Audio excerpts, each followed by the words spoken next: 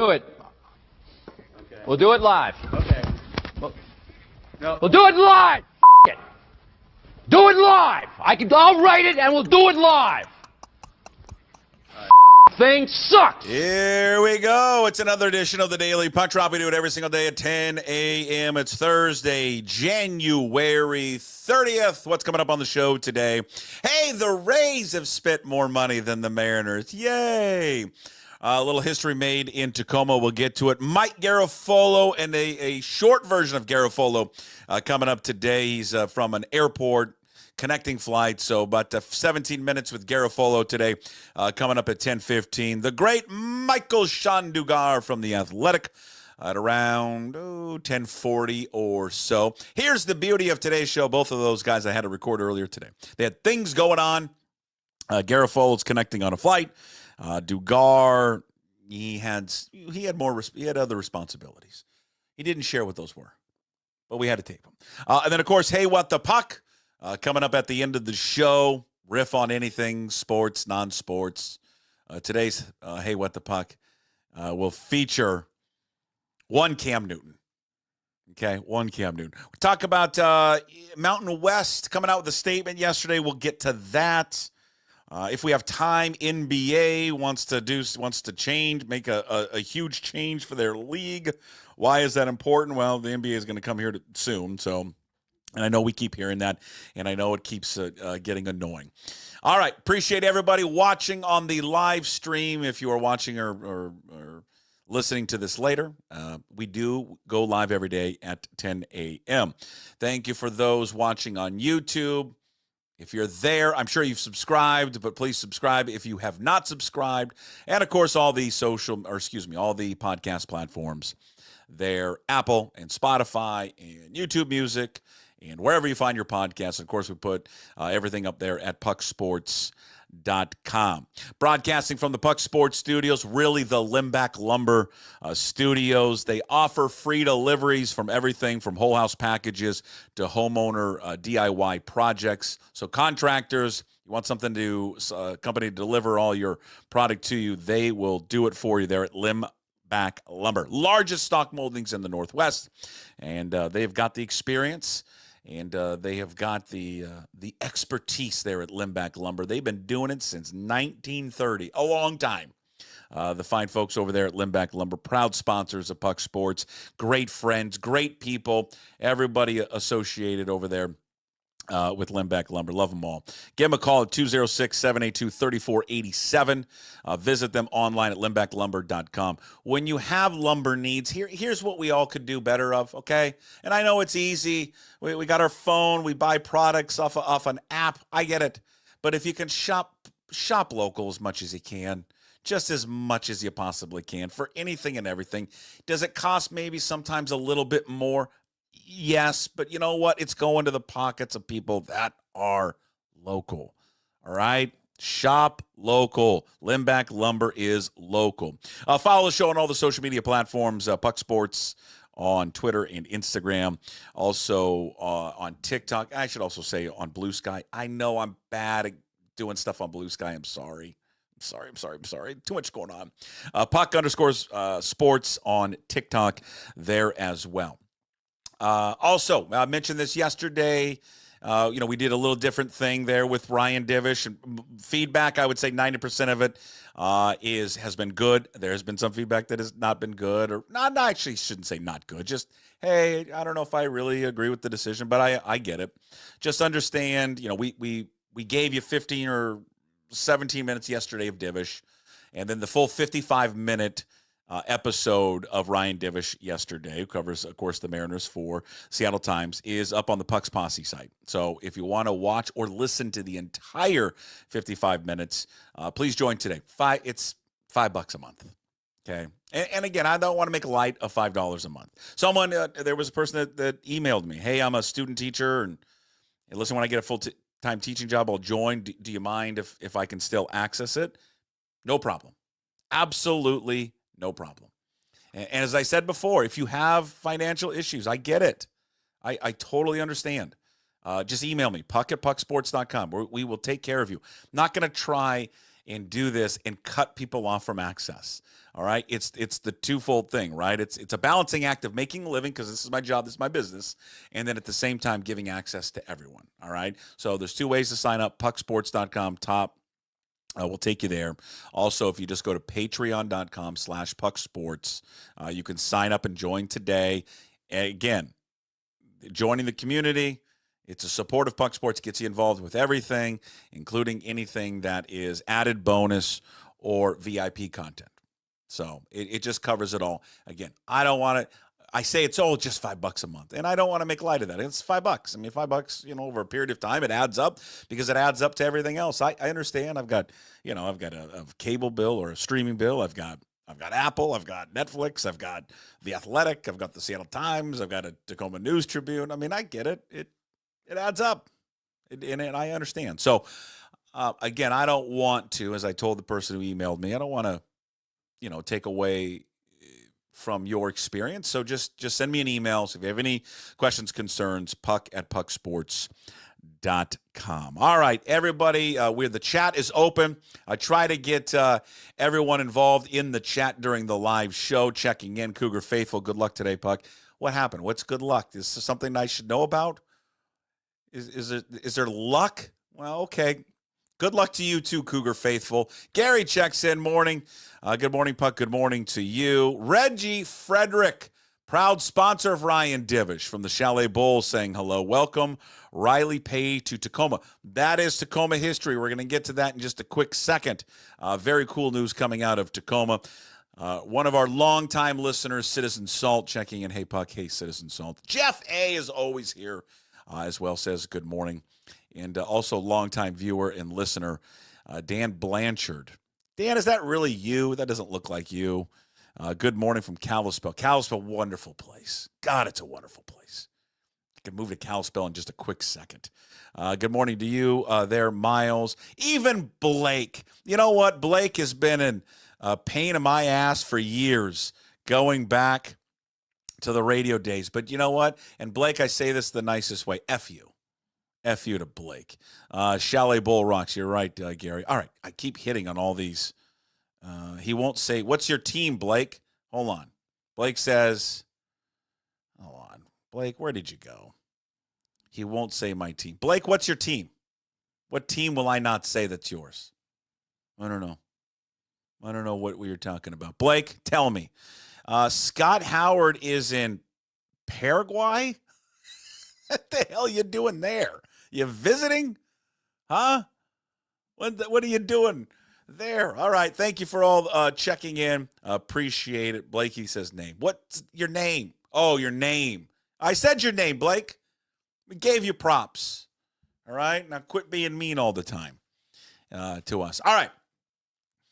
Rays and M's. So the Rays, they got, again, I'm always going to remember which Kim it is. Ha-Sung Kim yesterday. They spent $29 million. Unbelievable. When the Tampa Bay Rays have spent more money than our favorite baseball team, again, I just start crying a little bit. I just start crying a little bit inside. And again, remember, I wasn't going to get angry anymore. I don't want to get angry anymore at them because it's just taking years off my life. But Ha-Sung Kim yesterday, who we talked about a lot. Divish and I talked about it. Adam Jude and Divish talked about it on their podcast, Extra Innings Podcast, which is a great one. Great listen, by the way. Seattle Times, seattletimes.com. Also, when Adam and myself and Divish did our offseason baseball show, this is a name that Jude has brought up a lot, was Ha-Sung Kim. And his reasoning behind it was sound. One, he's a good player. You're probably going to get him cheap because, again, he's coming off an injury. He's not going to be ready, I think, until May, I believe. That he will be ready from a shoulder surgery. 29, shortstop, can play second, can play third. You got holes in every one of those positions. And the Rays gave him $29 million over 2 years. This is exactly the type of move that this baseball team should have made. It's exactly the move they should have made. And the fact is that a team like the Rays, of all teams, are able to pull this off is just it's just hard to swallow, man. They're going to pay him $13 million this year. It is the most Tampa Bay has ever guaranteed in free agency for a position player since, oh, God, Greg Vaughn, $34 million over 4 years. It's just disappointing, and it just tells you the financial peril that they have put themselves in this offseason. And again, it is a self-inflicted wound that they have given themselves for spending money this offseason. They have given themselves this budget this offseason. By the way, which they still haven't spent all of it. And if you go back and watch or listen to the full Ryan Divish show, 55 minutes, by the way. And that's the other thing, stuff that I'm going to put behind the paywall with maybe Divish and others. They're going to be longer. They're going to be longer features as well. But anyways, we joked, and I don't know if I'm joking anymore. I think it could be a reality. They had $15 million to spend. Again, credit to Divish and Jude, Seattle Times. They were all over this from the get-go. $15 million to spend. They've only spent roughly $4 million. What are the chances they start the season, because spring training starts in a couple weeks, the chances they start the season not even spending all of their money that they budgeted? Pretty high. It's pretty high. There's a pretty high chance. Here's what I'm going to do, because I always get this in the chat. Hey, when's our meetup? When are we going to meet at Mike's Chili Parlor? When are we going to meet someplace? Here's the deal. I will promise you this. Book it at 10:13 on Thursday, January 30th. I got to write it down. Right, and you guys can hold me to it. If they start the season, when is this? Is it May? What is it? March 27th? Is that opening day? And they have not spent all of their money that they said they were going, like they got $15 million to spend. If they don't spend all of it, round of beers on me.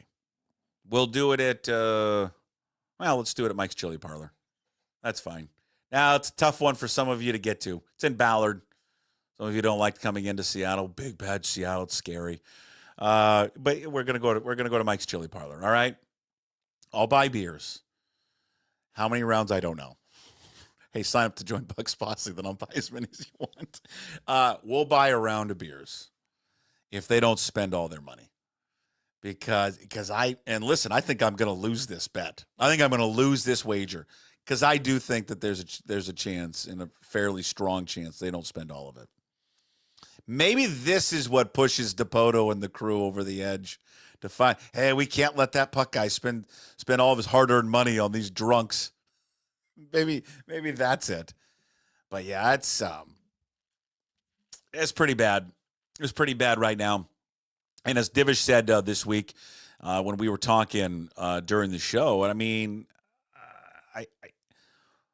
I don't know where else they spend this offseason. The resources, or excuse me, the players, it's very limited, as Divish pointed out on this week's show. Saying that they should bunt and steal and do all that. Oh, you know what? That's the wrong clip. That is the wrong clip. I'm going to get to that in just a quick second. Wrong clip. E1 on me for not listening to the right clip. But you look at people that are out there. Just it's not a great free agent class right now. It never was a great free agent class. It's just now, especially now. I mean, my God, they're 2 weeks away. I mean, yeah. What do you expect? Matt says, yeah, wait, free beer. Okay, I'll sign up. Yeah, I'm telling you, I think I'm done. I'm pretty sure I'm going to have to buy lots of beers for people. Oh, this is a good question. Disappointed M's fan. Who spends more money in the offseason, UW football or the Mariners? Oh, I don't know. You tell me, Husky fans. I don't follow it that close. How much money have they spent this offseason? Have they spent money on acquiring talent? I don't know. I don't know. Have they got anybody in the portal yet? Didn't they get a quarterback from Tulane? So did they spend money on that one? Jeff A says, hey, will Hollander show up? And maybe he will. I think Hollander lives by me, by the way. Pretty sure, or in and around the area. We've got this real kind of fancy, like, it's called Beast and Cleaver. It's a real, go look it up. It's like a real fancy butcher shop, like 3 blocks from my house. But on the weekends, they do dinners, like small dinner, like it's only like 10 people are in there, if that. And I was walking the dog, this is months ago, and there he was, sitting in there. I should have knocked on the door. Hey, what are you going to spend money? Because this isn't cheap. I know how much this costs. I should have asked him. Chip says, I live in Skyway. I don't give a damn. I'll be at Mike's for this. Great excuse to go there anyway. So you're right, Chip. It's a great bar. You'll love it. We'll figure out a time to buy beers for everyone there at Mike's if they don't spend all of their money. I mean, honestly, there's a chance they don't, isn't there? Yeah, it's a real good chance they don't spend all of that $15 million. That would be, I mean, you want to talk about a gut punch if they don't do that. Hey, quickly before we get to the Tacoma history being made, I don't think the listening app is working. So if anyone wants to check that out, back me up on it. I'm pretty sure that it's not working on my end. So my apologies. We'll get Jacob, the app guy, on that one. Sometimes the server that hosts the app for iOS and Android, they go through these periodical updates, and so this is probably what's going on. This is what happened last time. But we are on Twitter and we are on YouTube there as well. So anybody that listens to the stream, my apologies for that. What did someone say? Blake says they've already spent around $12 or $15 million. Blake, here's the thing. Most of the time, Blake, I don't trust you. So I don't know. Whatever you're telling me, I say, take it with a grain of salt. All right, so we'll hopefully get the app fixed. And again, it's probably just an update right now. All right, before we get to Garafolo, real quick, 2 more things, and then we'll get to Garafolo. We taped him early this morning from an airport there in the Dulles airport, which we'll get to in just a quick second. Tacoma history. Hey, congratulations, Riley Pay. She becomes the first full-time female lead broadcaster in AAA baseball. Congratulations to her. She takes over from Mike Curto, who announced a while ago that he's retiring, riding off into the sunset.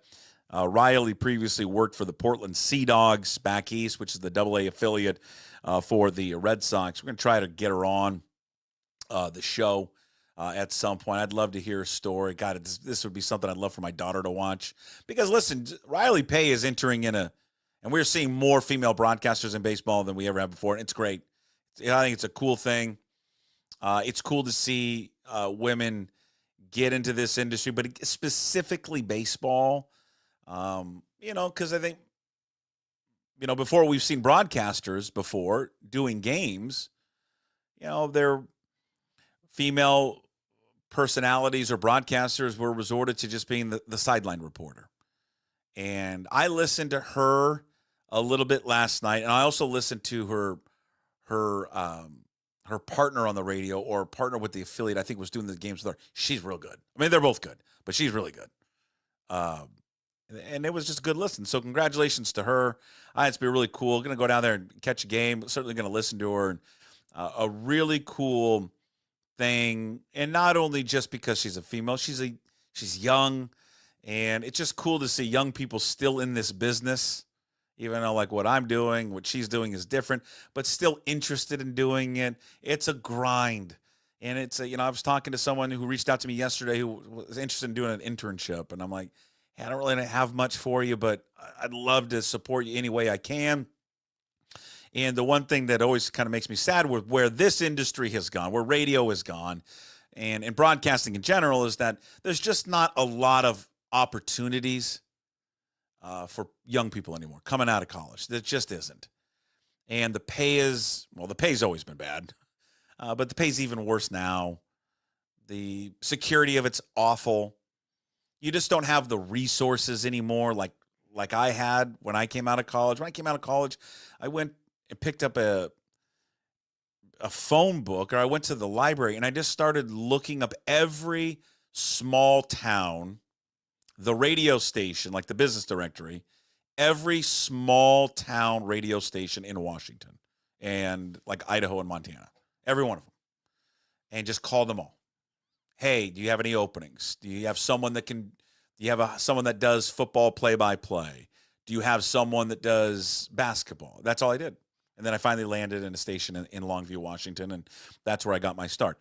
It just doesn't exist anymore at all. They don't do it anymore. They don't do the games most towns don't do the games anymore. All of it's taken over by corporate radio, where they're just, it's all automated. It's not even local personalities anymore. Like I went to a station in Longview, KEDO and KBAM, KBAM, and I got to do everything. Cut commercials, edit commercials, voice track other shows, work on a bunch of different stations. Got to host a 30-minute sports show that was just a train wreck, but it was great. And then did a bunch of play-by-play. These young people just don't have those opportunities. So congratulations to Riley Pay becoming the first female and broadcaster in AAA. Very, very cool. Tacoma Rainiers. We'll reach out, try to get her on the show. Yeah, that's why I wore the Rainiers hat today. Last thing, because Mike's interview was taking place at Dulles Airport, obviously in Washington, D.C. It's not where the tragedy happened yesterday. And I know you come here for sports, and I get that. But again, we're all part of the same. Here's the deal. We're all part of the same team, right? Team America. We're all part of the same squad, and actually not even America. We're part of Team Human, because we're all humans, right? And I don't know why this one has struck me more than maybe any other tragedies that we've had, right? I got done. I was watching a girls' basketball game last night, Ballard High School. Then I came home, flipped on the news, and then saw this, breaking news, and was watching it. And what really struck me is then scrolling through social media, then I see this interview that a reporter did at the airport, and it was a husband of his wife was on the plane, and reporter said, "Hey, are you waiting for your loved one?" "Yes, I have a wife. My wife's on board. What are you hoping for right now?" And this is like, I don't even know if an hour. I don't even think an hour has gone by. And he just looks into the camera, and this just, it hits any, I think, husband or wife hard. If this was, a loved one that was on the plane, he just said, "I'm just hoping they pull her from the river. Just hope they find her." And he said, "I just talked to her 20 minutes prior, text with her." And, the look on his face, and someone said, well, he looked really calm. He's just probably in complete shock. And I think anybody that has a spouse that maybe travels a lot, my wife travels a lot, or it did. And, it's, I don't know, for me, that's always been kind of a worry. Something like that would happen. And just an absolutely horrific scene last night. And then it's, it touches in a way the sports community, because of the amount of people that were on that plane that were a part of the U.S. figure skating team, and the coaches and players, to legendary Russian figure skaters on there, the pilots, for American Airlines, but then the military pilots on the helicopter.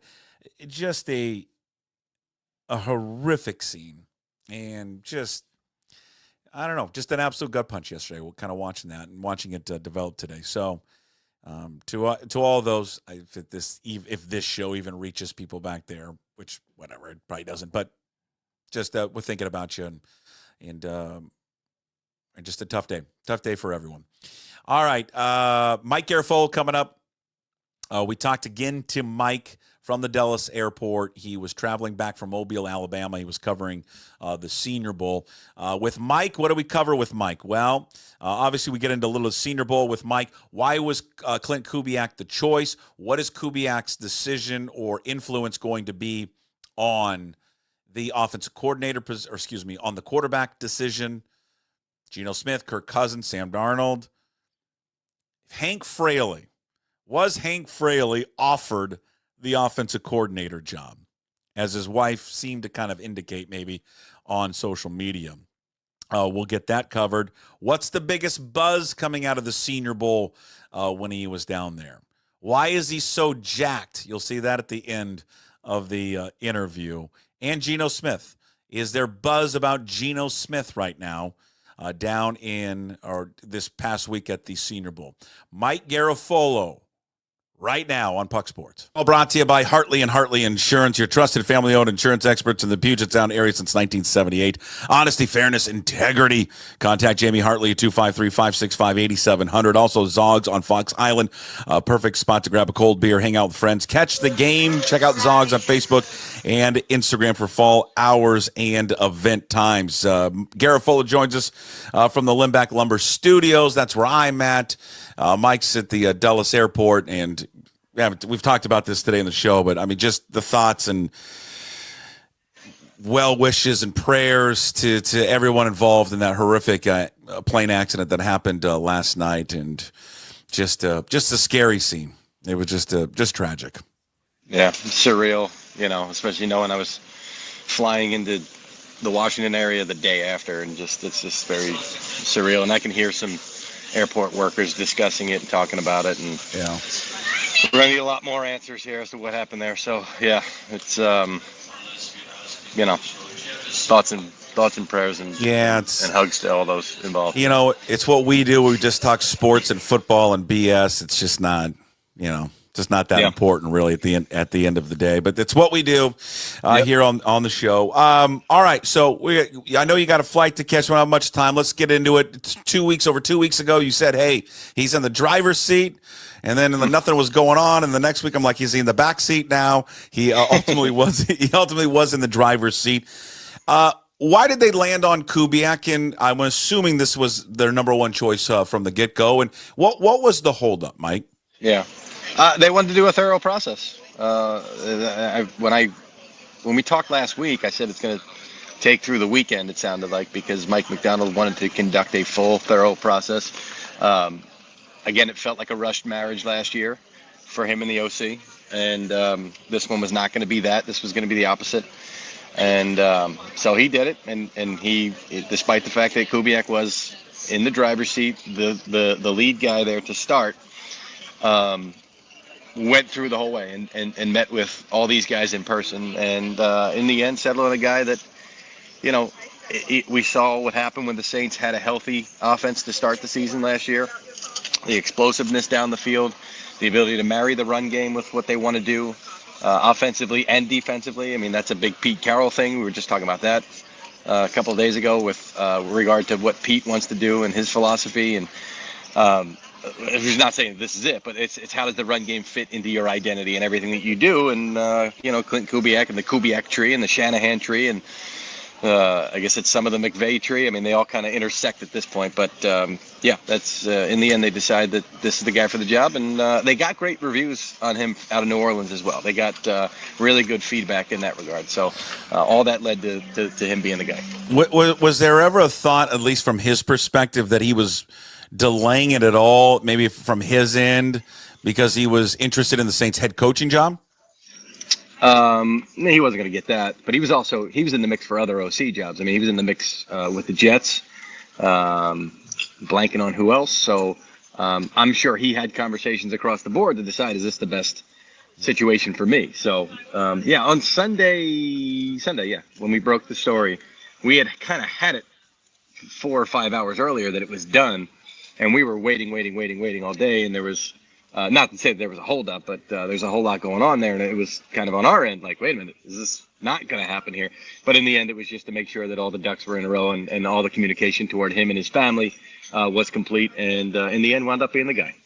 Hey, there was I don't know if you saw it. Did you see the social media post from Hank Fraley's wife? She interaction with some fans, and she said, hey, we were close. We were really close to going to Seattle, but ultimately we decided not to do it. Do you know what was offered to Hank Fraley? Because I have a hard time thinking that he was offered the offensive coordinator position and turned that down. I don't believe that to be the case, and they were looking for the potential to have a split role not a split role, but I know we talked about this and you asked me about this, but more of a run game coordinator versus overall offensive coordinator type thing. So, yeah, I mean, I'm sure that was tugging on him a little bit, but decided to go back there to Detroit where they've got some unfinished business, maybe where he's comfortable, where he knows he's got a great offensive line, where he knows he's got 2 great running backs, and decided that was the best move for him. So I don't, it's not like he turned down the unquestioned OC to go back to Detroit. That's not what I'm hearing. Yeah. It's more plausible that he was offered kind of a similar role what he has in Detroit. You're going to be a run game coordinator working with someone else. Well, but sometimes it's like they give him that title just because they want to give him a title. Like sometimes they want to pry a guy here. There's a coach up for something now.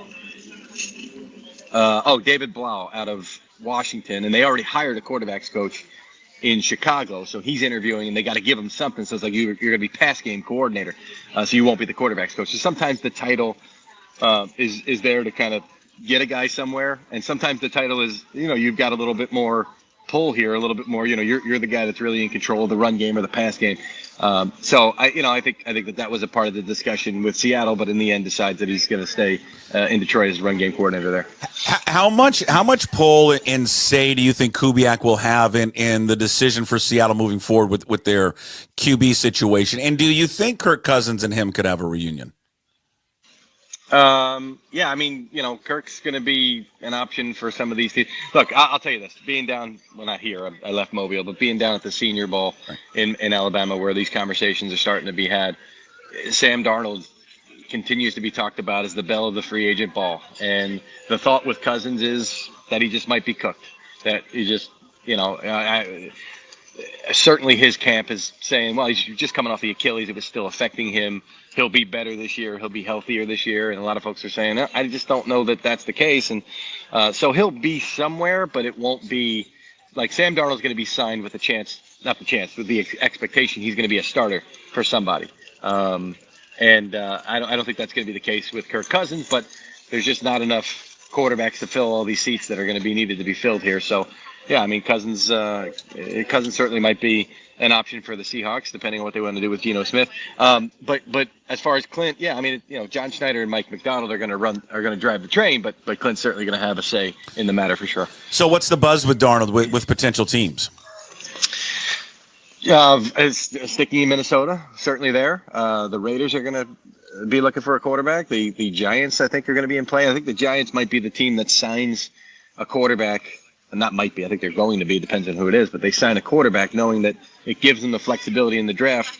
Hey, you know what? Shador and whoever they go ahead of us, Cleveland takes a quarterback. We'll take Travis Hunter. We'll take Abdul Carter. We'll take the best possible player available. Personal space, right? You're in an airport. I don't think there's any personal space in an airport. It's just not. It's a great study in the human psychology and how we are as people is an airport. It brings out the worst in us. But I think the Giants are going to wind up signing a quarterback to give them that flexibility going into the draft, even though I do believe that they have a high opinion of Shedeur Sanders. And that's the other thing. You wind up with him, then you don't have to start him if you've got a veteran like Darnold or somebody else there. No buzz, Darnold, Seattle. Man, they have got a quarterback, so I understand that. But yeah, I haven't heard as much with that. I think it's, and Minnesota is going to be nosing around saying, well, what is the market for this guy? Because I don't think they're going to tag him. So I believe it's then going to be, well, we've got a chance to sign him. What's everybody else going to want to sign him at? And they've got, alternate plans. Maybe you go right to J.J. McCarthy. Maybe you turn it over to Daniel Jones while McCarthy continues to progress and work his way back from his injury. So it's going to be fun. Derek Carr, we haven't talked about Derek Carr yet, and Klint Kubiak has a relationship with Carr, certainly from last year, and looked how good things were going to be again when they were healthy early in the year. Carr's under contract, but there could be some financial gymnastics that they want him to do that if that's the case, I think he'd rather hit the free agent market. So I think Derek Carr could be on the move once again. Was there any buzz at the Senior Bowl when you were down there this week? Just revolving around Geno Smith and a contract and his future? Not a whole lot, no. But I didn't really ask too much about that directly. And I don't know that they have answers on that. This is something they're going to have to decide and have meetings on over the next couple of weeks. And as we get closer to the combine, figure out this is like the Senior Bowl is always the start of it. The Senior Bowl is always all right, what are the rumors? And then as you get to the combine, it becomes more solidified. That's where they have the meetings with the agents to really say, all right, here's where we are, where are you? And then once you leave Indy, then you really have a good understanding for where things are going to go. So, I don't think that they've gotten that far down the road with Geno and his representation at this point. Okay, what was the buzz coming out of the Senior Bowl down in Mobile? What stood out to you? You interview all these guys. I mean, yeah. The draft, free agency. What's the draft like? What does everyone say kind of the strength of this year's class is going to be? It's going to be the defensive tackles. There's going to be a lot of those guys, certainly in the first round into the second round. It's going to kind of be like the receiver core class last year, where you had guys. Jalen McMillan was a third-round pick, but in some people's minds, a first-round talent. So you're going to have some of that at the defensive tackle position. Overall, it's not viewed as a great draft. It's not great up top. Abdul Carter certainly is a guy that could go first overall. I mean, my buddy asked me about this yesterday. He's like, yeah, I saw some Abdul Carter first over. I said, no, maybe Abdul or maybe Travis Hunter, maybe a non-quarterback going up top there. So, it's not going to be the sexiest draft. The Senior Bowl was nowhere near, from a talent standpoint, what we saw last year. There were 10 first-rounders at the Senior Bowl last year. To a couple of quarterbacks. Now, they pulled out and didn't play in the game at the end of the week, a lot of these guys, and I think Penix played just a series or so. Yeah. I can't remember if Bo Nix played at all. I believe Sam Hartman had to play the whole game because the other quarterbacks pulled out. It's from the game standpoint, it's not going to be much different. But from a practice standpoint, Quinyon Mitchell was there last year, the Eagles cornerback that was just dominating. You didn't really see a whole lot of that here. So I think that the talent level, and I think that speaks to the entire draft, to be honest with you. But there's other factors like Ohio State, Notre Dame, those guys weren't in this game because of how late the season ran. Was there a quarterback, just because we love this position, was there a quarterback that separated themselves this week or looked better than the others? I think there's excitement for Jackson Dart, with some people saying he could. I had a guy, no skin in the game, say he might be a top 10 pick after all is said and done, just because of the need at the position and the lack of talent there. So I think Jackson Dart is the guy that could be the climber. He's talked about as a dude, like love that one. He's a dude. He's just a football player. Yeah, he's a presence, So he's the kind of guy that will help himself in interviews too. I think that you want that from a quarterback. You want a guy that's going to walk in the room and your quarterback is in the room. What was your favorite? A couple more things. I know you got to go. What was your favorite press conference this week? The we're taking our shot with Shotty. Was it the Schottenheimer Dallas? Was it Pete Carroll and Marshawn Lynch yelling in the background? Raiders. Yeah. Was it Liam Cohen and the Duval? I mean, which was your favorite one? Well, my favorites are always the train wrecks, right? So I think it's probably I was flying during that, so I was catching up via clips later. I'm like, why is Jerry crying? I don't understand why is Jerry. And then it was explained to me that Schottenheimer was crying. He was thinking about his father, and then Jerry kind of got caught up in that. Sitting right next to you. How close? How close? Kids? Arm's reach. No kids. No kids. God, I love it. I love personal space violation. 45, 40. Yeah, good for you. You're a handsome guy. That's why people are attracted to you. So, a little late, Puck. Yeah. 20 years ago. Yeah, I know. Well, you can you can window shop. The Liam Cohen was my favorite one. That was my favorite one. He's just such a goober. So weird. So weird. Now, we talked about this on the show last night. Before we start, categorizing these guys as disasters. No, Nick Sirianni had the worst it was terrible. conference of all time. And, it was awful. He's doing just fine. So it was post-COVID. He was in a room with a camera. The water was like he was looking for his water, kind of Marco Rubio-ish, if I recall correctly. Yeah. And it just led to him being uncomfortable, and it just snowballed from there. But and the players were like, oh my God, this is our new. And so he recovered within the locker room and outside of it as well. Okay, last thing for you. I'm gonna praise you because my God, man, like how much are you lifting? Huh? Illinois You wide see receiver this? Pat Bryant joins us Look after at you. practice here on Wednesday at Senior Bowl Working week. out. How we do out there? Work it out. Look at you're bigger than the player. You're bigger than the guy, Pat Bryant, the guy you're interviewing. Look at these Pat Bryant. arms. Pat Bryant was amazing. If you haven't seen that interview, please go check it out. Not for He was my great. guns, but for his answers. He was fantastic. Look at the guns on you, Garafolo. I mean, first of all, you're wearing a kid's small shirt. That's fine. But look at this. Look at these pythons on you. And here's the best thing is you're across the way from Rappaport, who doesn't look like he's ever picked up a weight in his life. Just like he's lifting weights now. So he was doing just what's the bike? The Peloton. He was just doing the Peloton. And I'm like, dude, you got to lift weights. Like, that's what happens. You got to build bone density as you get older. Like, that's how you stay active, stay mobile. Yeah. Keep yourself out of wheelchairs and the like. All right, and, I need he's that. like, Peloton's great. And then somebody got to him, and now he's lifting weights. He's doing the tonal, which is the video board that you work out in front of. He's got all the money. Peloton, tonal. He's probably getting deals on all this stuff, too. He probably is. But he's lifting weights now, and he was like, he's like Kenny Banya from Seinfeld, where he's like, I went from a 40 to a 42. I'm huge. He keeps saying that. He's like, I'm huge. Look at you. You need to be a male model. I mean, when the NFL reporting is over, I don't know how like some Italian clothing line doesn't sign you to some deal. That sounds great. Sounds amazing. Yeah, Why don't you it help does. me get one? I will. We're gonna do it. Look at that. It's a great interview, by the way. I watched the whole thing. He's very. Thank you. You guys were great. He was wonderful. Great guy. His breakdown.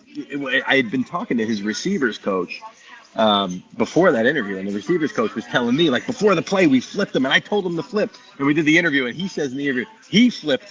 And so he goes through the whole thing. He was fantastic, and had a pretty good week. Down there in Mobile, so he can play anywhere across the board. So keep an eye on him as a potential draft sleeper here. Okay, all right, there it is. A shorter version of the Mike Garafolo show, brought to you by Hartley and Hartley Insurance. Also, Zogs on Fox Island, as some person continues to get closer and closer to him and violating his personal space at the Dulles Airport. Garafolo joining us. I'm inside the Limback Lumber Studios. All right, safe travels home, and we'll talk about the Super Bowl next week. Live from New Orleans. I'll be in New Orleans next Thursday, so we can do it from there. Sounds good. Thanks, Mike. We'll talk to you next week. All right, pal. Thank you. See you.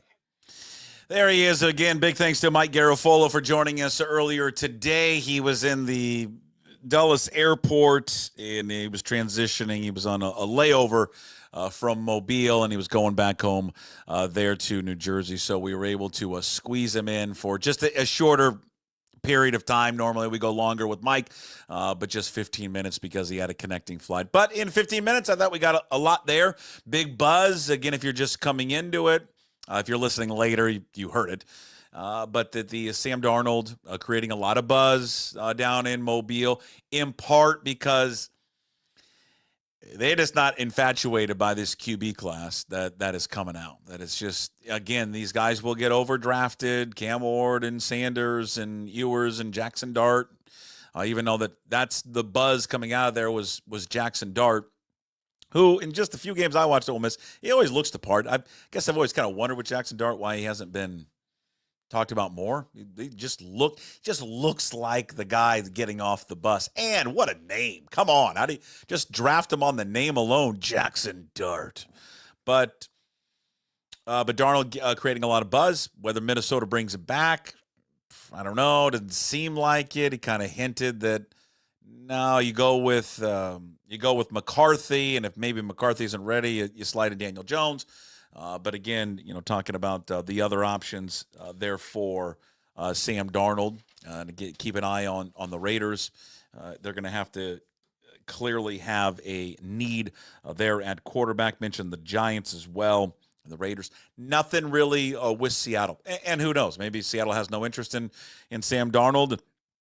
And something that you're going to, at least with Kirk Cousins that he said there's a belief, with Kirk Cousins that he's done, that he's cooked, that it's over for him, that the injury is just too much for him, and that he just not going to be able to recover from that. So, and again, I still would file maybe Cousins away, an option for anyone, certainly, but could be an option for Seattle. If they decide to pivot from Geno Smith, they just don't want to pay him that much money. And because they're just not sold on the long-term idea of him, a stopgap in between would be Cousins. But again, they don't even know. Here's the thing about Seattle that I always think is funny. And they don't operate like they're in a rebuild, but they are in a rebuild. And sometimes people don't think that or want to say it, and it's ugly to say. Last year was a rebuild. It was. I mean, they may try to tell people that, oh, we don't think that way. Fine. You can say you don't think that way, but that is exactly what you're in. When you fire your entire coaching staff, you're in a rebuild. It's just not plug and play. There was going to be a learning curve. You could still squeak into the playoffs and have a winning season. I mean, they had the winning season. They didn't squeak into the playoffs and still be a rebuild.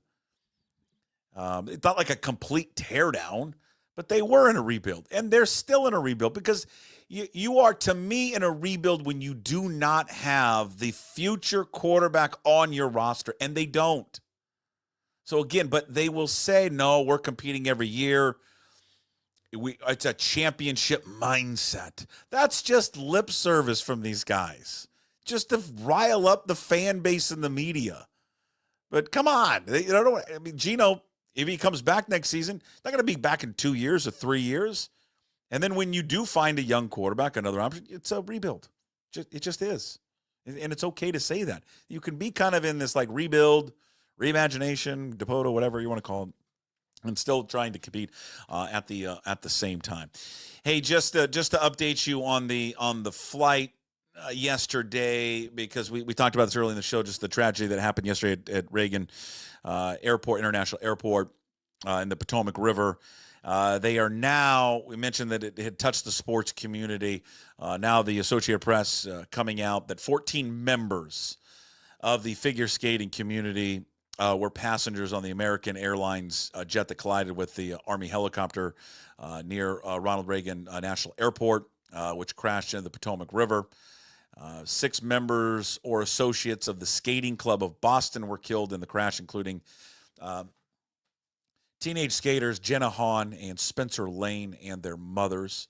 Also killed were 2 prominent Russian pairs, figure skaters, 1994 World Championships, that also competed twice in the Olympics. They were listed as coaches there on the Boston Club. The flight carried 60 passengers, 4 crew members, while an Army official said 3 soldiers were aboard the helicopter.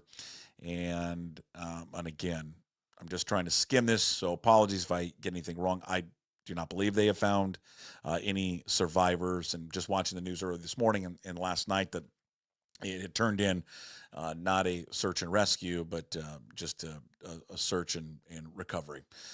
So again, that is the very latest coming out of Washington, D.C. All right. As I mentioned before, as we pivot to more football, to talk to Michael-Shawn Dugar, who joins us every Thursday. And, of course, Dugar brought to you by Puck Sports. Well, I guess Georgetown Brewery. Georgetown Brewery gives you a Michael-Shawn Dugar. With the Dugar Report, again, we had to catch up with him early this morning because Mike had responsibilities that he had to get to. 30-plus minutes. So we talked to Mike about a number of things, including Klint Kubiak. He did a long breakdown with one of his colleagues at The Athletic, who broke down the film of Kubiak's prior offensive schemes. It's something that he talked about in his own podcast that he does with some guy named Christopher Kidd. Don't remember him. Sounds familiar, but ringing a bell where he's at. The Seahawks Man-to-Man podcast, where you can find anywhere and everywhere, including on YouTube. We talked about Kirk Cousins there as well. The fit, maybe of Cousins or somebody else, but the overall scheme that the Seahawks acquired in Klint Kubiak. Michael-Shawn Dugar with the latest on the newest Seattle Seahawks offensive coordinator. Time again this week, we get the pleasure, the honor, the one and only Michael-Shawn Dugar from The Athletic, the Dugar Report. You can follow Mike from The Athletic on Twitter at Mike Dugar, co-host of the popular, world-renowned Seahawks Man-to-Man podcast with our guy, Chris Kidd. Michael-Shawn Dugar joins us from the Limback Lumber Studios. Mike, how are you? I'm doing good. I'm doing good. That world renowned thing is funny. Just because I did like a mailbag thing, or our last episode, Chris and I, we solicited questions like, "Hey, what do you guys have questions about?"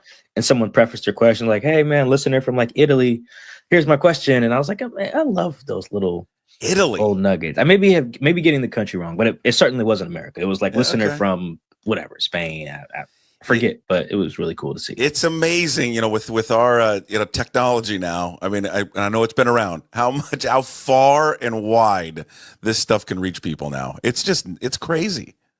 Yeah, when me and Chris did our live podcast, this listener was from America, obviously, but he came to the show, and I forget his name, which is going to do a disservice to this story. But he's blind, but he loved our show, and he thought that our explanations of what was happening were very vivid, which obviously matters to him. And that just meant the world to me.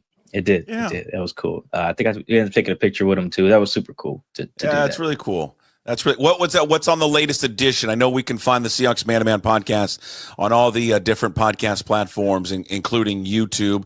This week's edition included what? We got a chance to react to the Kubiak hire.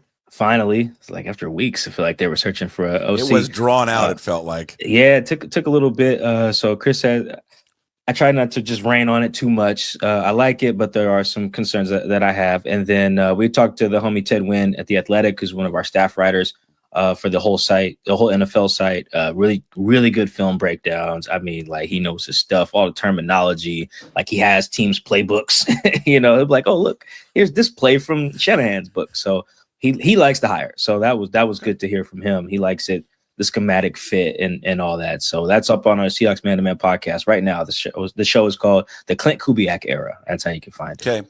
Let's go more into that, because obviously that's going to be a big topic of today's show is the hiring of Klint Kubiak. Ted, what did you take away from his film breakdown of what made Kubiak a good hire for the Seahawks?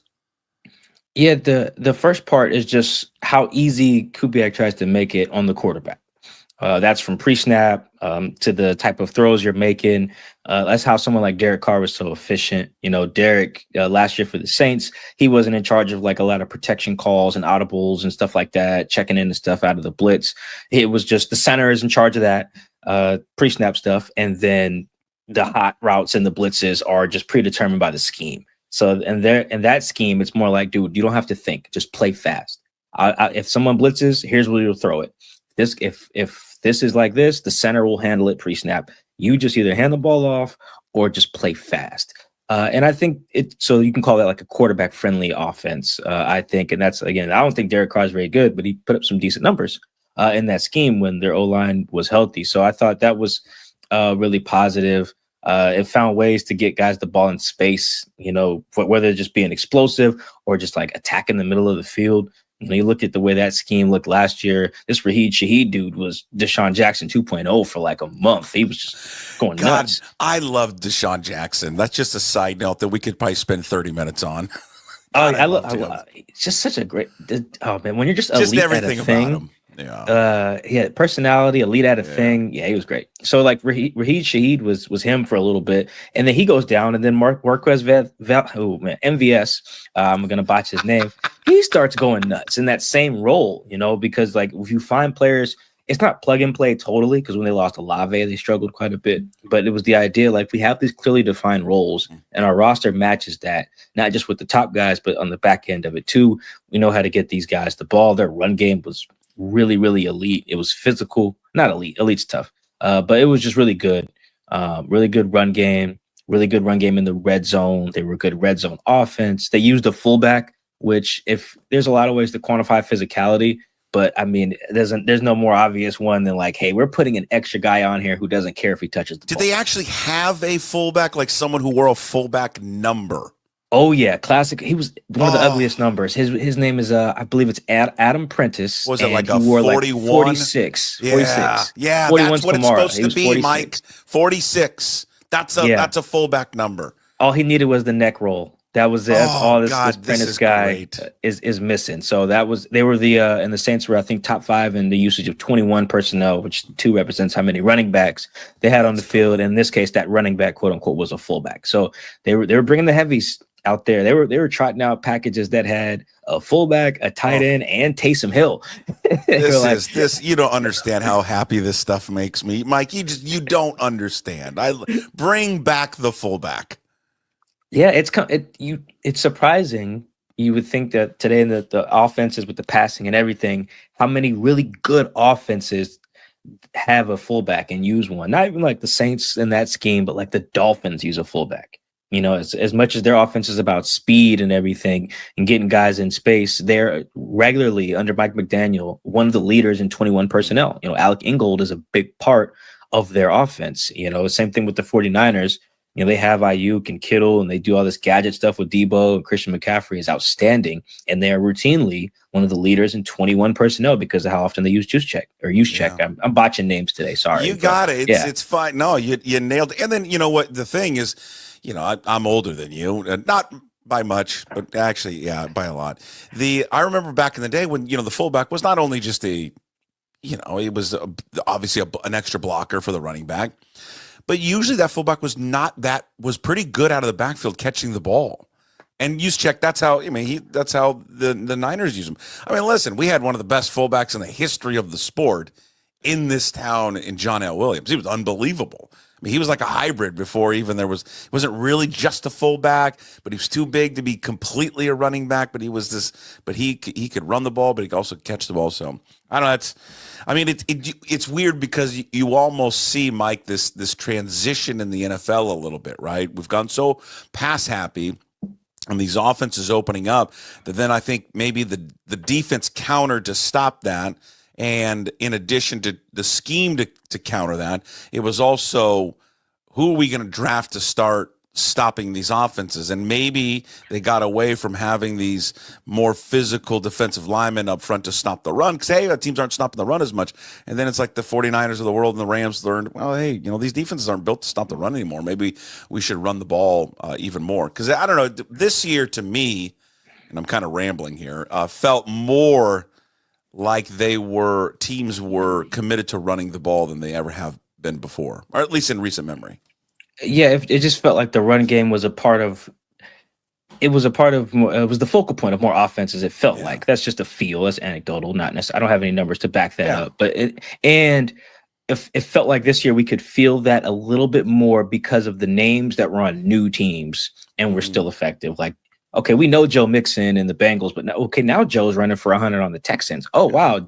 Joe must be the common denominator. And then obviously Derrick Henry with the Ravens. We know Henry. Now it's like, oh, he must be the common denominator between, like, it wasn't just his O-line or the Titan scheme. Like, clearly it was King Henry. You know, Saquon's, looks like Barry Sanders out there these days. You know, Bo Jackson with his runs, like he's crazy right now. But we've seen him look great with the Giants too. You know, Aaron Jones with the Vikings. We just saw almost like a little bit of a running back renaissance with these teams, with guys we already associated with being good somewhere else. Take that goodness, which I don't know if is a word, and bring it somewhere else and be the focal point of an offense. You know, Josh Jacobs, another one down in Green Bay. Their entire offense was built around him.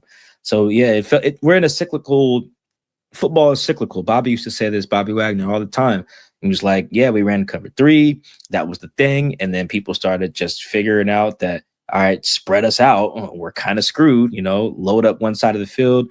So now here comes the too high world. Okay, now Cam Chancellor's away from the box. Great. Here's that now here comes our fullback back on the field. Bring that safety back down. So linebackers got lighter when we got pass happy. So now teams are like, whoa, you have a 230-pound linebacker? Well, here's my fullback. Exactly. So have fun with that. So we're cycling back.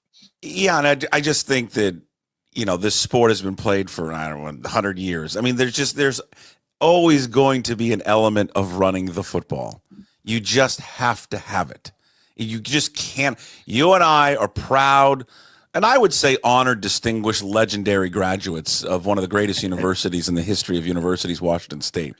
We watched for 10 plus years, and listen, they won a lot of games, and the air raid has got as big of an influence on football of an offense that maybe we've ever seen. Of just everybody runs elements of the air raid now.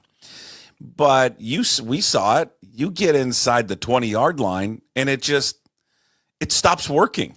It just Can't run 4 verts on the goal line. No, it's too hard. You've got to be able to really line up an offensive line over a defensive line and push people off the ball and run it. And so is always going to be an element of this sport. I was kind of heavy on the when I first started covering the NFL, I was very heavy on the numbers and the stuff on like, okay, passing is more efficient, so build your offense around that, which, statistically makes sense. Even some of the film backs that up too. But I started to defer into the players, man. When I started talking to offensive linemen and defensive linemen about, particularly defensive linemen, about just the impact that just you think a team might run it. Right. Yeah. And they might be good at it. It just changes your whole mindset as a lineman. Just talking to linemen about it. I remember doing that in the 2018, 2019 season because there was just something. It was first story on Chris Carson, I believe, because the way he ran just had an impact on the other team. Like you have a different mindset when they're putting him back there because you're like, yo, he might hit my gap and I need to bow up if he comes over here versus when they're in the Let Russ Cook era. It was kind of more like, oh, okay, well, 1st and 10, it's probably a shot play to DK. So I'm in the mindset of like, I'm coming forward. Gravity is working in my favor. And, an O-lineman, when I start talking to them about how they're like, man, all this going backwards, that's just not our bag. Sometimes just for our own morale as a unit, guys would tell me, just give me a run play. Just give me a couple. Let me take the fight to the other guy. Forget the fatigue part of it, but just the mentality. And when guys started telling me that, I didn't take it all as gospel per se, but I grew in this industry. I never want to be dismissive of the opinions of the people who are on the field. Like the numbers can tell me one thing, film can tell me one thing, but if if the guys who are out there are telling me a thing, I have to listen. I have to take that into account in my analysis. And the run game has become more and more important to me the more I'm around guys who are out there on the field. Here's what I need from you. I need a long form, and that's what you guys do at The Athletic, a deep dive.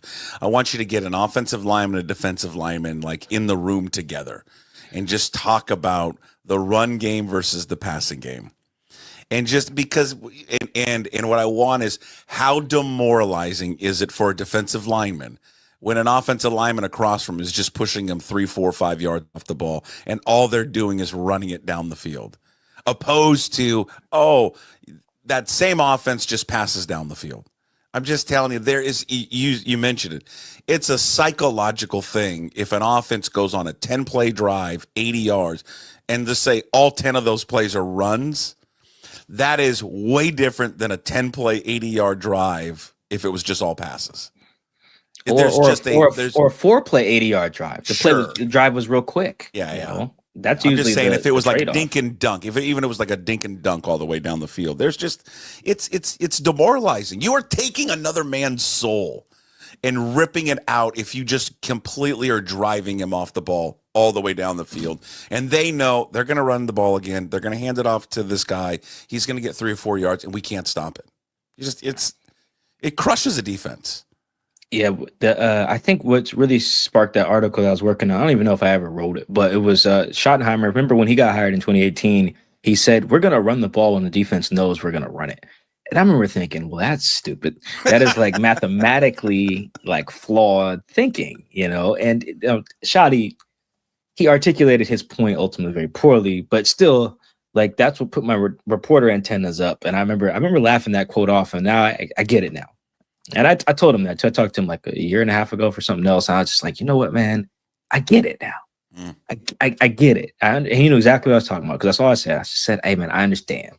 I understand what you were trying to do here, and it makes sense. That's why I think he's going to be successful in Dallas. Do you think he will be? You think he'll work in Dallas? You think he's a head coach? Yeah, I do. I thought so in 2020, actually. That season, and I'm even seeing like some Cowboys fans like reference some of his stuff just statistically on paper. And I'm just like, man, I just wish I could do like a seminar in Dallas to like, guys, it's far more than the numbers. Or like he didn't get fired because he was bad at coordinating offense. He was very good. I think their offense was like top 10 or something at the time. It was far more going on, and Shotty just kind of got caught in the middle of it. He's a good teacher, good tactician. As long as he gets the defensive coordinator hire right, which it seems like quietly, Puck, the best combination for a team right now might be your play calling offensive head coach with a defensive coordinator who failed as a head coach. Yeah, like that's it. That might be the the little, I don't want to call it a market inefficiency because we're seeing it in a few places, but that little, both teams in the Super Bowl Kellen calls the plays, but like the idea that like their DC is this failed head coach. And obviously the Chiefs have that as well with Spags and things like that. I feel like that's the closest thing you're going to get to stability because that guy's already failed at being a head coach. So now it's like, how many people are going for Eberflus, right? If the Cowboys have the best defense, and they can't poach Shoddy. So you can just kind of keep all that together if it works. And I think we've talked about this before, but I've mentioned it a lot. I just think that there's nothing wrong with being a great number two. There's just nothing wrong with that. I always think of guys like Spagnuolo and even Vic Fangio. Were guys. Spagnuolo, has he been a head coach? Why am I? Yeah, he was the head coach of the Rams, I believe. Yeah, that's right.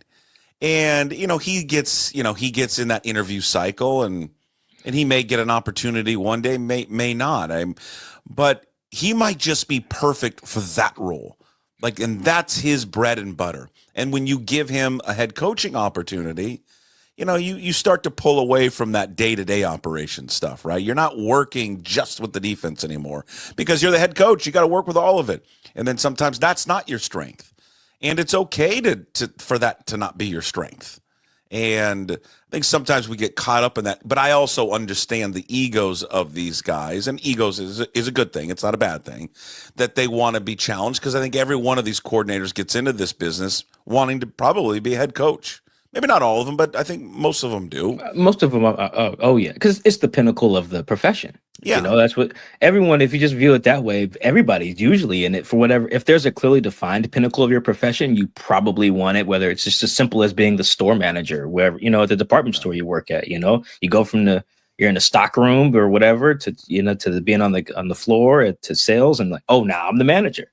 Everyone want to be the manager, or a regional manager or whatever, COO, a partner at a firm, whatever. Like the pinnacle of the profession is attractive and pretty much everywhere. So yeah, I can definitely see why guys like we'll perceive a head coach opening as like, oh, that's trash. Like me and my friends were just talking about the Saints job.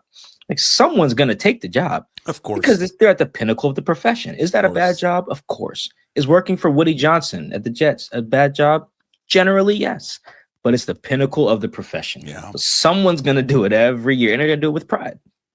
Yeah, because of just, how few of these jobs are available, right? I mean, there's just very few. And who knows? I mean, with Schottenheimer, just because he hasn't been given an opportunity before, just because that was one of the weirdest press conferences I think I've ever seen in my life, I don't know, maybe he ends up being a good head coach. I mean, he talked about what he learned by working under Pete Carroll, and maybe this is his opportunity. Maybe not. I don't know. Maybe not having a big name there will be the best thing for the Cowboys. I don't know. My guess is they'll still have the same issues just because of the person leading them. With Jerry Jones and his ability not to take a step back and let somebody else kind of run it. And then I wonder when I think of Schottenheimer, do we in Seattle did we underappreciate him as an offensive coordinator? I mean, in his 3 years, right? It was 18, 19, and 20 for Schottenheimer. I mean, listen, they're double-digit wins every year. It's not just all him. He's got Russell, really in his prime there. But they had good offenses. I mean, they were good. The 2018 O-line is probably like the best one in recent memory that doesn't feature Okung and Max. Those are Russ's three best seasons in 2018, 19, and 20 statistically. I think 2015 he may have been better in like some raw category, but for my money, that's the best we've ever seen Russ. It was the best we ever saw DK. There's a lot of people who played their best ball offensively under Shoddy, and he did not get booted because he forgot how to call offense because there was a part that they were deficient at. He really just legitimately didn't see eye to eye with Pete. But then, I listened to some of his press conference, and I've been doing it lately with the guys who get hired who've worked with Pete. Like Pete has an impression on these guys about who they are as dudes. It just comes across. I remember watching, Dave Canales' interview when the Panthers hired him. You're like, oh, okay, he took the right lessons from Pete about how to run things. It doesn't mean these guys are going to win a Super Bowl where they're at, but just the idea that like, okay, you're going to get the people part of the job right, and I think that's like legitimately like half the battle. And I think what Dave has done to revive like Bryce Young is a perfect example. That's what Pete would have done. Pete would have sat Bryce down and then figured it out and told him, I believe in you. I love you. Now go back out here and be the guy that was the number one pick. That's exactly what I can tell. That's exactly what Dave did. So I think Shotty's going to, Dak doesn't need that, but the idea that like he's going to get the best out of some guys, maybe not everybody, but that's what Pete did. That's what Dave's doing over there to keep that roster feisty. And I'm sure that's what Brian will do too. Top 10. I'm just looking at right now, Pro Football Reference, and they were top 10 in scoring every year that he was the coordinators. Last year in 20, they were 8th, averaged 28.7 points a game. In 2019, they were 9th, averaged 25. And then in his first year, they were 6th, averaging 26.8. They were top 10 every year. He knew some ball, man. It was just there's some things out of his control, but What led to his dismissal? I mean, I'm trying to think back. I remember that last year, and if I remember correctly, and then you jump in on this one, was it just because he was a run first guy, and he talked about wanting to be physical? I mean, he was a West Coast background, anyways, but he felt maybe that he wanted to put the ball more into Russell's hands, and then Pete didn't want to do that? Yeah, he didn't want to do it if it wasn't at the expense of ball security. That's probably the best way to frame it. That's how Pete viewed it, because Shotty came in right at like the peak of Russ's, like, I won't call it a power trip, but that is when he probably felt the most powerful. Like he got hired, I think, in January of 2018. So that's when the Legion of Boom, all these guys are hurt. Bevel's gone, Cable's gone, Chris Richard is gone, and some other defensive coaches are gone. Like that was the transition to it's Russ's team now. So I think he probably had more like a disproportionate amount of say in how things looked versus what Bevel kind of inherited, So if you remember the first 2 games that Shotty had, he threw it a lot. They lost to the Broncos, and then they lost to the Bears on Monday Night Football, and Chris Carson didn't touch the ball a lot. As soon as they land from Chicago, Shotty and Pete meet, and Pete's like, yo, I hired you to run this rock. So let's run this rock. Like, just a reminder of why I brought you in here. And then Chris Carson had like 31 carries the next game against Dallas, right? So and then they proceeded to be the most run heavy team in the league, them in Baltimore. They put up some great numbers that year on the ground. Yeah. So it was the idea that like, hey, Shotty kind of got caught up in, which makes sense because who the quarterback was. Oh, we can operate a different way. I can build this around Russell. Me and Russell can figure this out. Let us figure this out. And Pete let him give it a shot in 2020. And then he threw a bunch of picks in Buffalo and threw 2 picks against the Rams. Yeah. They lost both games. And Pete was like, all right, let's go. Turn the video game off. Let's get back to real football here. And that was just a tug of war there for the next couple of weeks. That just didn't go well. They still won a division, but it was very clear that everyone wasn't seeing eye to eye. And that's where Pete, and they had the philosophical differences in the quote when they let go of Shotty. Remember that? Like, it definitely wasn't he stinks at coordinating, like our offense stinks. Like you said, it's top 10. But it was just, they legitimately just saw different paths to maximizing their offense with Russell. And it was very weird. I talked to some players on that team. They just didn't even know. They were like, we got Chris Carson, and he used to be our bell cow, but like, are we trying to get Russ MVP? Are we trying to win? What are we doing around here? And that last year, right? Carson must have been hurt, right? He only played 12 games. Yeah, he had a 4-game stretch. We got hurt like in October or something. Yeah. Like that. Yeah. So he's out, and he still gets 681 yards that year. I mean, he's averaging almost 5 yards a touch, 4.8, but he only plays in 12. Wilson's the second leading rusher. Now I'm going to test your knowledge right now. This is 5 years ago. Can you name me who the third leading rusher on that football team was? And he started a game. Carlos Hyde. God, good for you. Yeah. I couldn't. If you tell me, do you remember Carlos Hyde carrying a football for the Seahawks? I'd say no, never. I don't remember the Carlos Hyde era at all. He had 356 yards that season. Yeah, he had a really good game, I think, against Arizona in like week 11 or something like that. Remember that at all? Because that was right after Pete pulled the plug on it. Yeah. And I also remember that was Chris Carson's contract year. I remember talking to his agents during the year, like, damn, this is the wrong time to do the let Russ cook thing. We're trying to get our guy paid, and you guys want to take the ball out of our guys' hands. So yeah, that was a very interesting season. It honestly, everybody probably should have been fired after that, and not just Shotty. Like, if they were gonna blow it up, that was probably the time to just say, all right, guys, everyone can go. Pete, John, Shotty, Russ, like let's just start this thing over. But instead, Shotty kind of got scapegoated. Hey, yeah, he did. And you're right. It was 2 games later. It was after the Buffalo game.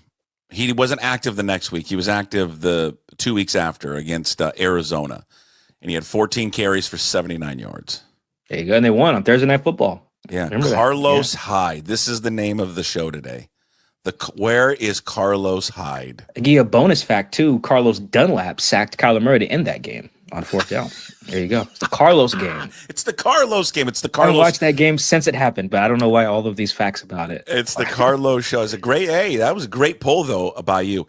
So I got Ted. You talked about Ted Wynn's thoughts on Klint Kubiak. I didn't get yours.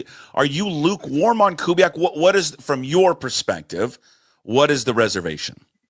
So I've just seen that scheme just get shut down to pieces just too often enough for me in what seems to be like the simplest way possible. And I referenced this on our show. So they kind of do that wide zone play action, spam over the middle throws, and then occasionally we'll hit that deep post to whoever, right? The Niners. Let me jump in. I'm sorry. I didn't mean to step on you. I just, in my mind, I'm thinking this is the Rams play, right? The Rams, this is the Niners. The Niners are probably the best example of it. Like Jimmy G play action to whoever, Raheem Mostert. He brings the ball back in and then throws it over the middle to Ayuk or something like that. That was happening against the Seahawks all the damn time, and the Rams are running something similar. We're going to act like we're running it outside, play action to Gurley. Goff takes it, and then boom, Robert Woods is just running away from all linebackers wide open in the middle of the field. Right? Like overthrowing a shot play to Brandon Cooks. It works. It definitely works. I just named 2 quarterbacks who got to the Super Bowl with that offense, Jimmy in 2019 and Jared in 2018. So it can work. I've just seen it just schematically. It seems like the book's already out. Give you an example. The Saints this year, right? They were killing it. Scored like 44 their first game, 41 the next game, or something like that this year. Lighten it up. They scored 12 points in week 3. Is it because they ran into the Eagles defense? Yes, in part. It's also because they ran into Fangio, who figured out like, oh, if I just stack these edges, you can't get to the perimeter at all, and now you just can't move the ball. Mm-hmm. And that's the same thing that happened to the Rams in 2018 when they ran into him. That's what happened to the Rams when they made the Super Bowl. In 2018, Belichick just said, okay, no outside zone for you, buddy. Let's see what Goff can do. And the answer was nothing. Yeah. The answer was nothing. So it's just the idea like, okay, this scheme, when it's clicking, obviously it can work. I'm referencing Super Bowls. But I've just seen it get its ass kicked enough by multiple coordinators. I'm just giving a few examples that I'm just like, okay, does Kubiak have the counterpunch? Because now we're at the point where that offense needs the counterpunch. Honestly, McVay went away from it. Now he runs a completely different run game now because people figured it out. So I'm like, okay, McVay's already changed. It has Klint. Where does he have that counterpunch? That's not their whole offense per se, but I'm a little apprehensive about if he's married just to that. Like I'm already thinking like, okay, you need a counterpunch because other teams know how to like shut down the wide zone thing and keep a lid on the defense. Like what else you got once teams really commit to doing that? And McVay, when they started doing it to him, he just was like, I'll just run something else. That's legitimately what he did. When we think of what Kubiak, how much influence do you think that they will allow him to have? He's certainly going to have an opinion. How big of the opinion? How big will the voice be in the room when they start discussing the quarterback situation? Oh, I think that's got to be. He's got to be heavily involved. I mean, he's got to be everything because, like I said, the purpose of the scheme is to make the life easy on the quarterback. And you got to be comfortable in who that guy is because he still has to make the throws. Like you have to feel confident that when he does play fast, he'll make it happen. He's not the ultimate decision maker. That'd be John and Mike, but I do feel like, yeah, he's got to be heavily involved there in either direction. If he's like, yo, I love Geno, man, he can run all this stuff. Like, look at all this stuff I got for him. Or if he's like, you know what, guys, honestly, if you gave me insert guy here, I can probably make some of the stuff work, particularly if I'm taking some of the stuff off the guy's plate. I don't know where Klint would lead without, ever meeting the guy, but I think it could go either way. In theory, you look at some of the guys I'm naming that have success in the scheme. It's not like you need a world beater here. The offense is kind of designed again to make life easy on the guy, so that when he does play fast, he's on it.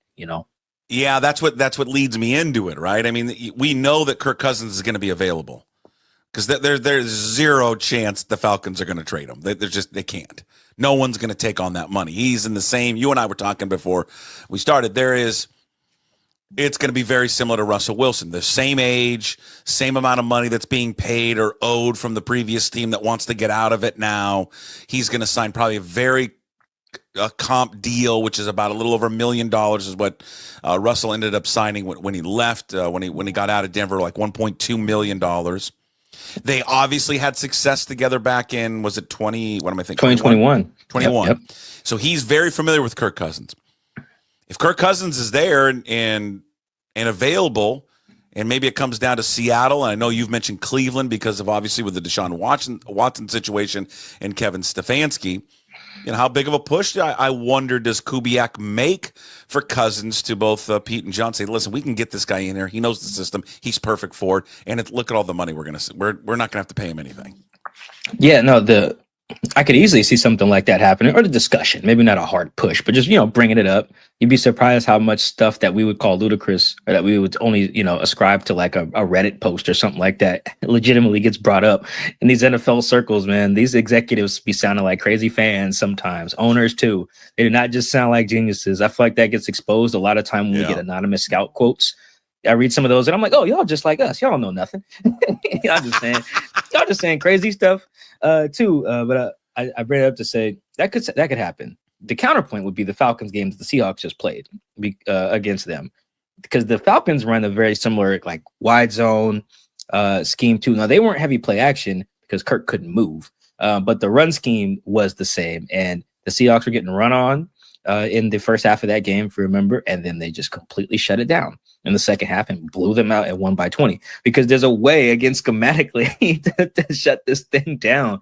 And you don't even need like great horses to do it. Jerome Baker got cut after that game, and he turned it up in the second half too. So like that's where my apprehension comes from. But I think that film and that game and kind of the second half of Kirk's season would be the counterpoint. Like, yeah, you can run this scheme to a point.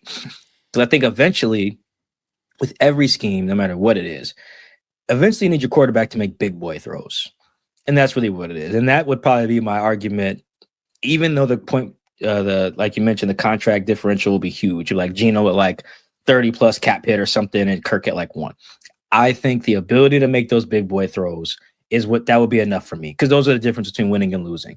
It's why Sean McVay with that scheme was like, oh, Jared he's good, he's fine. And then he got deeper in the playoffs and was like, oh, I need Matthew, because Matthew makes the big boy throws, and that's the difference. Same thing with Jimmy G. He was running that scheme just fine. He could not make the big boy throws, and it just put a cap on their potential in the eyes of the guys running the thing. So I think Geno is closer to like a Stafford in that, like, yeah, he'd be a little bit more expensive, but I think the thing he can do, stand there and make the big boy throw when you need it in any scheme, that would probably be what tips the scales for me. But no, I would not be surprised if that comes up like, yo, Kirk at 1 mil, Geno at 35 cap hit. I don't know. Let's float that out there, but I think it would ultimately get shut down. There he is, Michael-Shawn Dugar from The Athletic, and, of course, the star at The Athletic. He's the #1 attraction at The Athletic. If you spend your money on the subscription to The Athletic, just understand the majority of that money goes to pay for Michael-Shawn Dugar. That's what such a big deal he is there. Also, co-host of the Seahawks Man-to-Man podcast with some guy named Christopher Kidd. All right, they are rocking and rolling every single week with new content. He and Kidd. You can find it up on YouTube and all the podcast platforms. Just search Seahawks Man-to-Man Podcast. And again, follow Mike on Twitter at Mike Dugar. This full episode up on YouTube. When you're there, please subscribe there. Also, check it out on the podcast platforms, Apple, Spotify, wherever you find your podcasts. Of course, always up at pucksports.com. All right, Mike, we bid you adieu. We'll talk to you next week. Appreciate it. Go Cougs. Go Cougs. And again, the big thanks to Michael-Shawn Dugar for joining earlier today. We had to tape him early this morning as Dugar had adult things to do. They, again, as I mentioned, their full episode will be up on YouTube. Of course, the audio platforms on Apple and Spotify, or whatever podcast platform you use, all of our guests are just part of the one full show. Michael-Shawn Dugar. Great. Just I love talking to Mike. He's just an easygoing dude and just having a conversation with about football. And I just like all the work that he puts in. And go watch and listen to his show that he does with our guy, Chris Kidd. It's really good. It's a good breakdown. Last week or the last show they did, just talking about Klint Kubiak's scheme and how it's going to work and how it's going to fit. And here's the thing about everyone's opinion on Kubiak should be this. Hey, I like it, but I want to find out. I can't have a great opinion until I actually see it work out. Or, I don't know. 2 years of calling plays. Yeah, he got injuries this year. Had the 1 year in Minnesota. Hoping for maybe someone with a little bit more experience. But I'll see, I'll see what it looks like when the season starts. That's fair. That's fair. And then we'll wait. Let's just see how the year plays out. See if it's a good hire or not a good hire. I don't know. I have zero clue how he's going to be, whether he's going to be successful or not. I got no idea. No one does. I do know that his philosophy certainly matches more in line with what McDonald will want.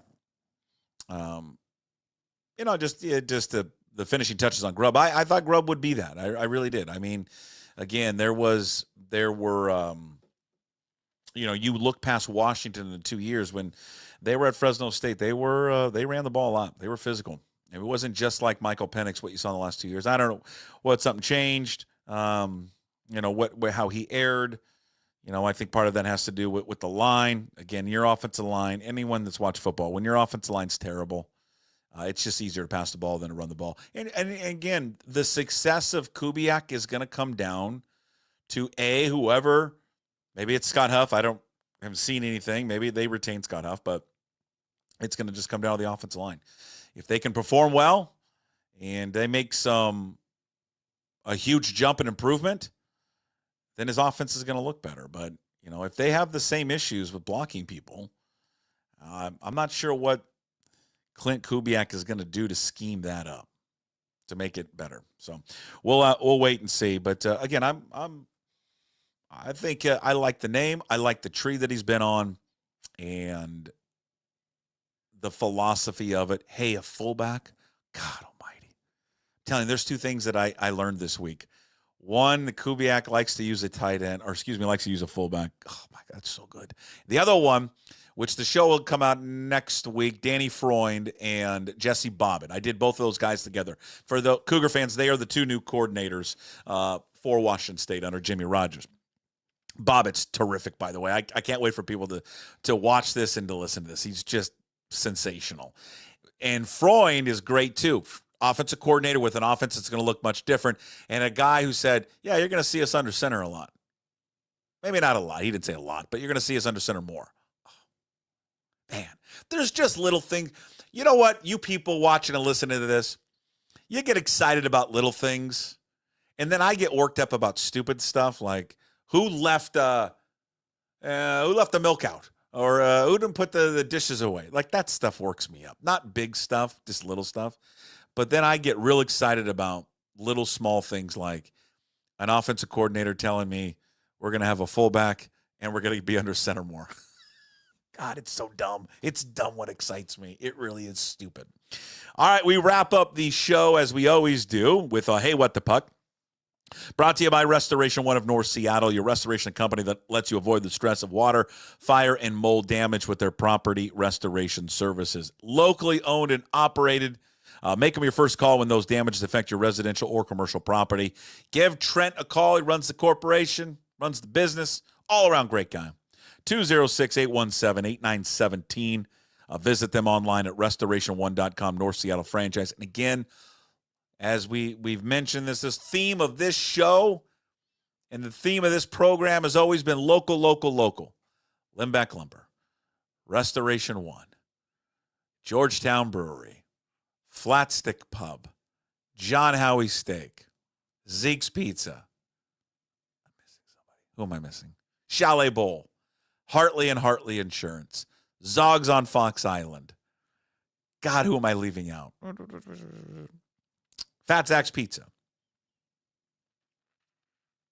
Oh, Bright Owl Lighting.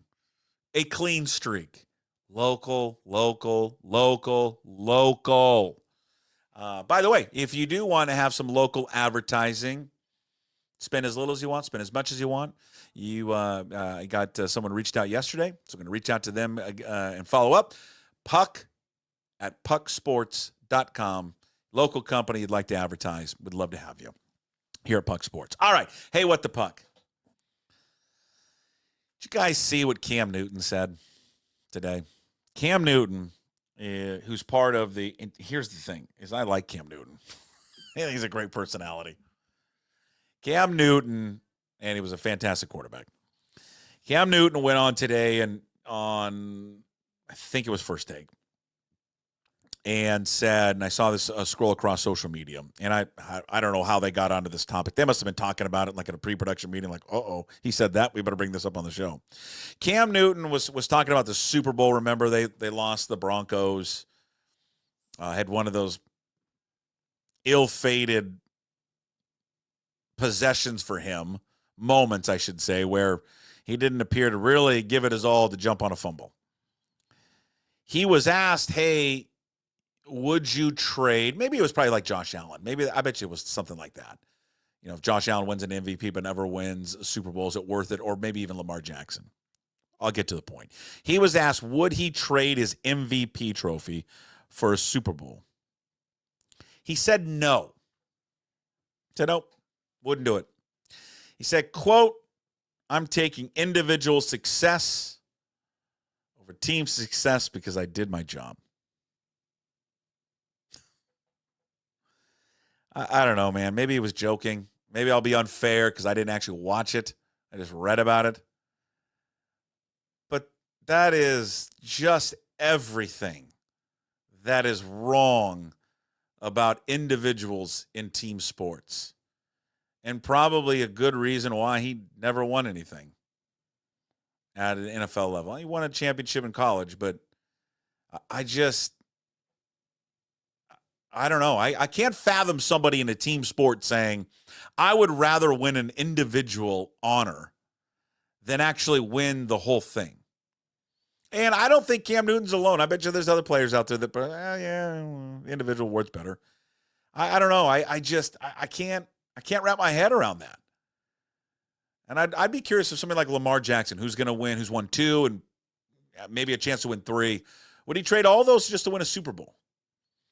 I mean, sports, and especially football, is the ultimate team sport. I mean, they all are team sports, right? In any of them, except for the individual ones, obviously. But football, more than anything, such a team sport, man. You need it all to work together, right? The offensive line's got to work together for the offense to run. The defense has got to work together to make the offense good. The offense got to be good for the defense and special teams and on and on and on. And it's the largest, right? It's the biggest group of players on one roster. It is the biggest and most and the best team sport. You know, it's like my kid plays it, the Little League football right now. And it's just, there's so many great lessons out of football that they're great lessons in baseball and great lessons in basketball and lacrosse and flag football and, softball and volleyball and on and on and on. But football is just because you have so many people and they've all got to be going in the same direction. It's team. And to hear someone come out today is prominent and as good of a player that he was, come out and say, no. I don't know. One of the more selfish, egotistical, narcissistic things I've ever heard an athlete say. At least read about, I guess. And that's unfortunate because I would hope most people would say, no. I would trade anything. I'd trade anything to just win a championship. Because that's what it should be all about, is winning a championship and team success. All right, that's it. Hey, What the Puck, again, brought to you by Restoration 1 in North Seattle. Give them a call, 206-817-8917. Visit them online at restoration1.com, the North Seattle franchise. Full show of the Daily Puck Drop up on YouTube. When you're there, please subscribe to the show. Also up on all the podcast platforms there as well. whatever your favorite one is, Apple, Spotify, YouTube Music, which I love YouTube Music, by the way. You can toggle back and forth between the audio and the video as well. That will be up there as well. We will separate for the YouTube viewers the Garafolo interview and also Michael-Shawn Dugar. They will be a part of the full YouTube show, but we also like to separate those guys for you as well. Not separated on the audio side, though. I don't want to mess up everyone's feed with a bunch of different episodes that get up there. Also, pucksports.com, you can find it there. When you're there, top of the screen, that's where you can sign up and join the Pucks Posse community membership. Also, that QR code on your stream will take you there as well. Full access, all content. Don't want to miss a thing. Become a full member. Members, again, get full access and VIP content. Pucksports.com. Also, patreon.com/pucksports. You can download the app there as well. Sign up, join the conversation, including yesterday's Ryan Divish full interview available for Pucks Posse. 55 minutes with Divish talking about all things Mariner baseball. We did give you the free element of it, about 17 minutes worth there as well. All right, coming up, what is it? It's Thursday. God, tomorrow's already Friday. Unbelievable. We get the return of the go-to guy, we think. We will talk a little, sports and all things with Chris Egan as we always wrap up a fun Friday coming up tomorrow on the program. Until then, as always, promise to be better. No dice. Would anybody like to smoke some pot? Yeah. I was born to love you. I was born to lick your face. I was born to rub you. But you were born to rub me first. What do you need my address for? We'd like to send out a mailer. Mother of mercy, I don't speak Japanese!